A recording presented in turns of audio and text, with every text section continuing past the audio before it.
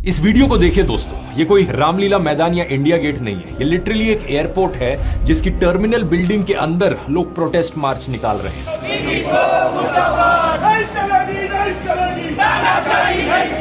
पिछले 3 दिनों से इंडिया के लगभग हर मेजर एयरपोर्ट पर अफरा तफरी मची हुई है। लोग चिल्ला रहे हैं, चीख रहे हैं।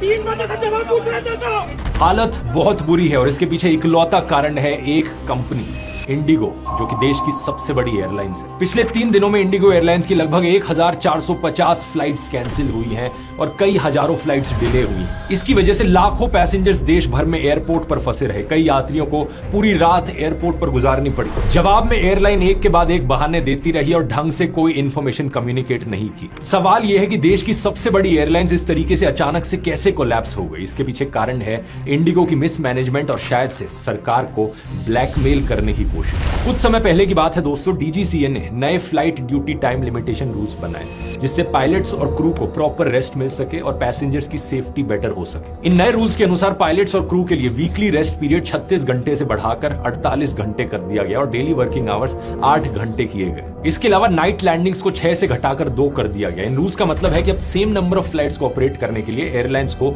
ज्यादा पायलट्स और क्रू मेंबर्स हायर करने पड़ेंगे। इन रूल्स को ओरिजिनली मार्च 2024 में इंप्लीमेंट किया जाना था, लेकिन तब इंडिगो और बाकी एयरलाइंस ने कहा नहीं, ये तो बहुत जल्दी है, प्लीज इसे डिले करो क्योंकि हमें थोड़ा समय चाहिए नए पायलट्स और क्रू मेंबर्स को हायर करने के लिए। लेकिन 18 महीने का टाइम दिए जाने के बाद भी इंडिगो ने ढंग से हायरिंग नहीं करी। एयरलाइंस पायलट एसोसिएशन के प्रेसिडेंट सैम थॉमस का कहना है कि जब भी रूल्स एयरलाइंस के फेवर में नहीं होते तो एयरलाइंस फ्लाइट डिले कर देती हैं या कैंसिल कर देती हैं ताकि सरकार पर रूल्स चेंज करने का प्रेशर बनाया जा सके। इसलिए कहा जा रहा है कि इस तरीके से फ्लाइट्स को कैंसिल करना यह कोई प्लानिंग फेलियर नहीं था, बल्कि एक कैलकुलेटेड स्ट्रैटेजी थी। जानबूझकर अफरा तफरी मचा दो एयरपोर्ट पर ताकि डीजीसीए मजबूर हो जाए इन रूल्स को वापस लेने पर। और एग्जैक्टली ऐसा ही हुआ दोस्तों। डीजीसीए ने 5 दिसंबर को अपने रूल का एक बड़ा इंपॉर्टेंट पॉइंट अब विड्रॉ कर लिया है। लीव्स को वीकली रेस्ट में काउंट करना अलाउ कर दिया है जो पहले नहीं होता था। इसके अलावा डीजीसीए ने 10 फरवरी तक इंडिगो को एक वन टाइम एग्जेम्पशन दे दी है पायलट के नाइट ड्यूटी रूल्स से। इस पूरे मुद्दे के पीछे दोस्तों एक रूट कॉज है एविएशन सेक्टर का इंडिया में